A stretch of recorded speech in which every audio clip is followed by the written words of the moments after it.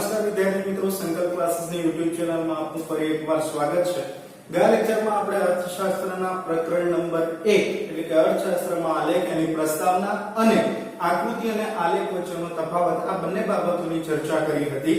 આજના લેક્ચરમાં આપણે ભણીશું આકૃતિ અને આલેખનું મહત્વ અને બીજો પોઈન્ટ છે કે આકૃતિ અને આલેખ દોરતી વખતે ધ્યાનમાં રાખવાના મુદ્દા। તો વિદ્યાર્થી મિત્રો ખાસ ધ્યાન આપજો આજના લેક્ચરમાં, કારણ કે બંને ક્વેશ્ચન્સ આઈએમપી છે જેની અંદરથી આકૃતિ અને આલેખનું મહત્વ વધારે પ્રમાણમાં પૂછવામાં આવે છે। ઓકે, હવે વિદ્યાર્થી મિત્રો આપણે શરૂ કરીશું આકૃતિ અને આલેખનું મહત્વ। તો અહીંયા ધ્યાન આપજો, આકૃતિ અને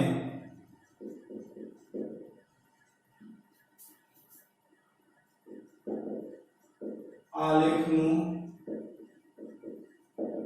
મહત્વ। ઓકે, આકૃતિ અને આલેખનું મહત્વ એટલે કે એનો કઈ કઈ જગ્યાએ ઉપયોગ થાય છે, શા માટે આકૃતિ અને આલેખ દોરવામાં આવે છે, એ વસ્તુ અહીંયા સમજાવવામાં આવી છે। તો સૌથી પહેલો જે મુદ્દો છે તો પહેલો અર્થશાસ્ત્ર સાથે છે। તો અર્થશાસ્ત્રનો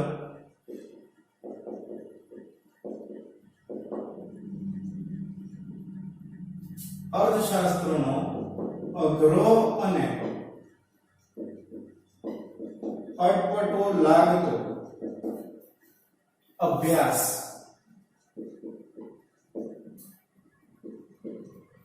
એ આકૃતિ દ્વારા કેવો બને છે, સરળ અને આલેખ દ્વારા વધુ સ્પષ્ટ બને છે।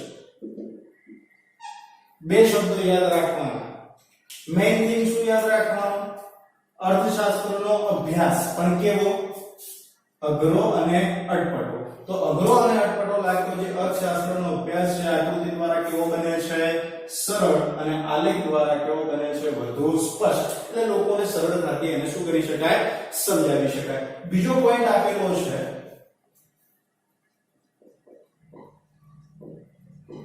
અર્થતંત્રના, એટલે કે કોઈ પણ દેશનું અર્થતંત્ર હોય એના જુદા જુદા વર્ષોના વલણો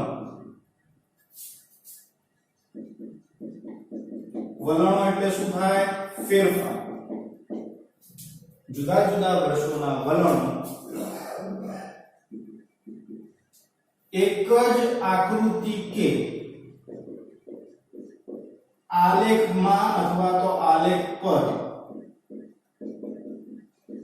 દર્શાવી શકાય અથવા તો સમજાવી શકાય છે। ઉદાહરણ તરીકે આપણે લઈએ કે ભાઈ જુદા જુદા વર્ષના વલણો એટલે કે ફેરફારની વાત કરેલી છે, તો આપણે અહીંયા લખીએ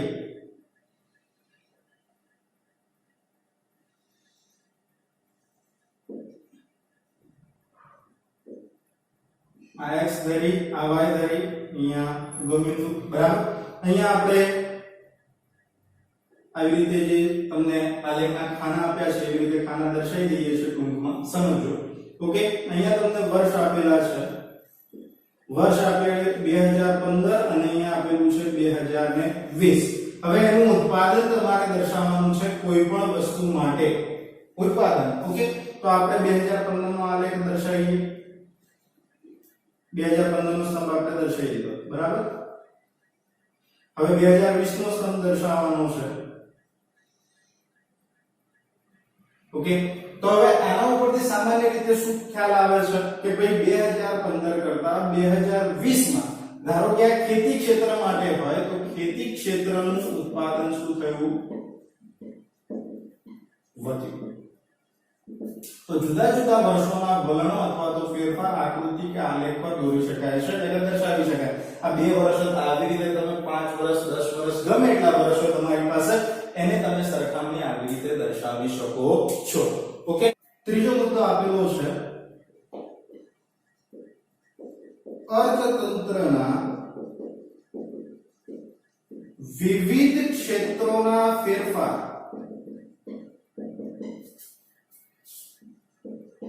સરળતાથી સમજી શકાય છે અથવા તો સરખાવી શકાય છે, બેમાંથી એક. ઓકે, હવે વિવિધ ક્ષેત્રો એટલે કયા કયા ક્ષેત્રો આપણને યાદ હોય તો ઉદ્યોગ, સેવા અને ખેતી. હવે આનું તમે ઉત્પાદન લઈ લો, રોજગારીનો ફાળો લઈ લો, રાષ્ટ્રીય આવકમાં ફાળો લઈ લો. ઓકે, આ કોઈ પણ બાબતો છે એના જે ફેરફાર છે, આ વિવિધ ક્ષેત્રોના ફેરફાર એ સરળતાથી શું કરી શકાય છે, સમજી શકાય છે. એનું પણ આપણે અહીં ઉદાહરણ લખીએ.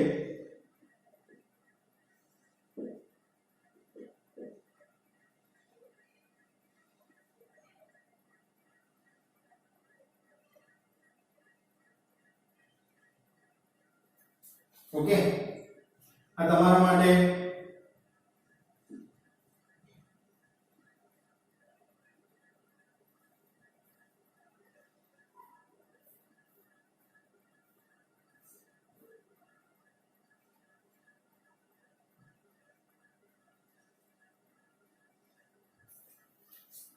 હવે અલગ અલગ પ્રકારના મેં સમ દોરેલા છે. આ ખેતી માટે છે, ઉદ્યોગ માટે છે અને આ સેવા ક્ષેત્ર માટે છે. આ 1990 ની વાત છે અને આ 2015 ની વાત છે.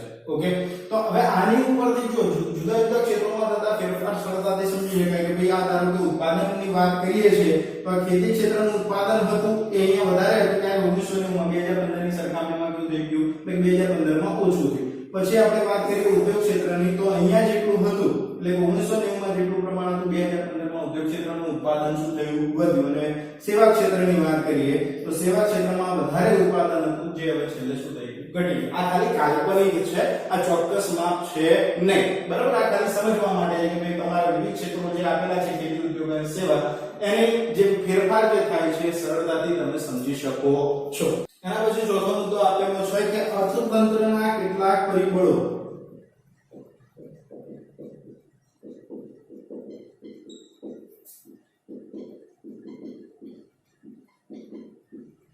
માટેના વર્ગ, પ્રદેશ, ક્ષેત્ર, સમયગાળો વગેરેની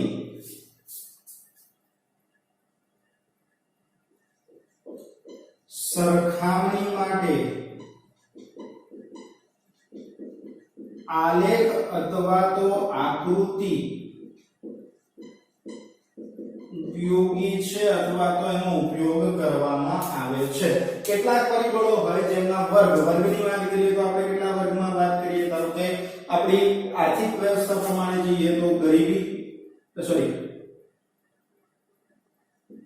મધ્યમ વર્ગ, ધનિક વર્ગ અને ગરીબ વર્ગ, ત્રણ પ્રકારના વર્ગ. આ પ્રદેશની વાત કરીએ કોઈ પણ બે પ્રદેશ લઈ લઈએ, કાં તો ભારત લઈએ, પાકિસ્તાન લઈએ, શ્રીલંકા લઈએ.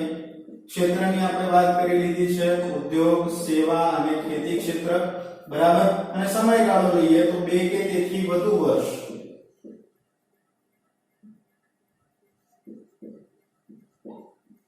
કે કોઈ પણ માહિતી લો તો એ બંને વચ્ચે જ્યારે સરખામણી કરવાની હોય, ઉદાહરણ તરીકે આપણે અહીંયા લખેલું છે કે 2015 અને 2020 પછી આ ક્ષેત્ર માટે લખેલું છે, તો એ સરખામણી કરવા માટે આકૃતિ અને આલેખ શું છે તમારા માટે ઉપયોગી છે. ઓકે, એના પછીનો મુદ્દો તમને આપેલો છે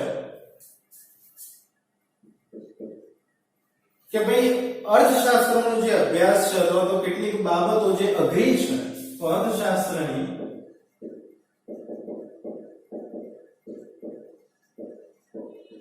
અઘરી બાબતો સમજવા અને સમજાવવા પાછળ સમજવા અને સમજાવનાર, લખનાર અને વાંચનાર બંનેની સમય અને શક્તિ બચત થાય છે. હવે તમે સામાન્ય રીતે અહીંયા તમે ગમે તે વ્યક્તિને કહો 2015 માં 5 લાખનું ઉત્પાદન હતું, 2020 માં 25 લાખનું ઉત્પાદન થયું, આંકડાઓ કદાચ યાદ ના રહે પણ આકૃતિ દ્વારા સરળતાથી તમે એને શું સમજાવી શકો કે ભાઈ અહીંયા ઉત્પાદન આટલું હતું, અહીંયા આટલું હતું, તો આનો આના ઉપરથી એ સામેવાળી વ્યક્તિને જાતે જ ખ્યાલ આવી જાય કે 2020 કરતા 2015 માં ઉત્પાદન કેવું હતું, ઓછું હતું. તો અર્થશાસ્ત્રની જે અઘરી બાબતો છે એને સમજવા અને સમજાવવા પાછળ લખનાર અને વાંચનાર બંનેનો સમય અને શક્તિ એની શું થાય છે, બચત થાય છે. અને છેલ્લે આપેલું છે તમને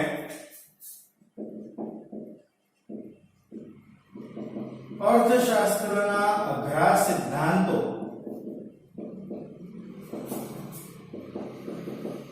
સરળતાથી અથવા તો સહેલાઈથી શું કરી શકાય છે, સમજાવી શકાય છે. ઉદાહરણ તરીકે માંગનો નિયમ, પુરવઠામાં વિસ્તરણ અને સંકોચન.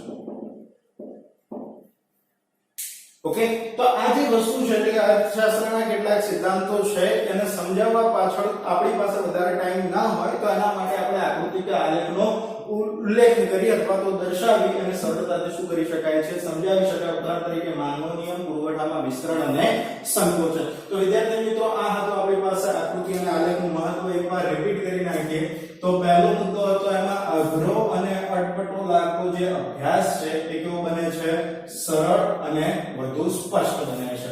સેકન્ડ થિંગ છે જુદા જુદા વર્ષના જે વલણો છે એટલે કે ફેરફાર છે એક જ આકૃતિ કે આલેખ પર શું કરી શકાય, દર્શાવી શકાય. પછી વાત કરીએ વિવિધ ક્ષેત્રો, એની અંદર શું થાય છે, ફેરફાર. એને સરળતાથી શું કરી શકાય, સમજાવી શકાય. અર્થતંત્રના કેટલાક પરિબળો માટે શું કીધું છે, વર્ગ, પ્રદેશ, ક્ષેત્ર અને સમયગાળો વગેરેની શું કરી શકાય છે, સરખામણી કરી શકાય છે. અર્થશાસ્ત્રની અઘરી બાબતો સમજાવવા, અઘરી બાબતો સમજાવવા, લખનાર સમજાવવા પાછળ લખનાર અને વાંચનારનો સમય શું થાય છે, વ્યય થાય. તો આકૃતિ અને આલેખ દોરીને એ જે વ્યય થતો હોય અથવા તો બગાડ થતો હોય સમય અને શક્તિનો એની શું કરી શકાય છે, બચત થાય છે. એટલે કે સમય અને શક્તિની શું થાય છે, બચત. અને અર્થશાસ્ત્રના અઘરા સિદ્ધાંતો સરળતાથી સહેલાઈથી શું કરી શકાય છે, સમજાવી શકાય. આટલા મુદ્દા તમારે યાદ રાખવાના. અઘરા સિદ્ધાંતો, સમય અને શક્તિની બચત, પછી વિવિધ વર્ગો અને પ્રદેશોની સરખામણી, વિવિધ ક્ષેત્રોના ફેરફાર, પછી જુદા જુદા વર્ષના વલણો અને અહીંયા અઘરો અને અટપટો લાગતો અભ્યાસ. આટલા મુદ્દા તમને યાદ હોવા જોઈએ જેના કારણે તમે આખો ક્વેશ્ચન શાંતિથી સરળતાથી શું કરી શકો, લખી શકો અને યાદ પણ રાખી શકો છો. વિદ્યાર્થી મિત્રો હવે આના પછી આપણે જોઈશું કે આકૃતિ અને આલેખ દોરતી વખતે કઈ કઈ બાબતો ધ્યાનમાં રાખવી જોઈએ, એ ક્વેશ્ચન વિશે ચર્ચા કરીશું.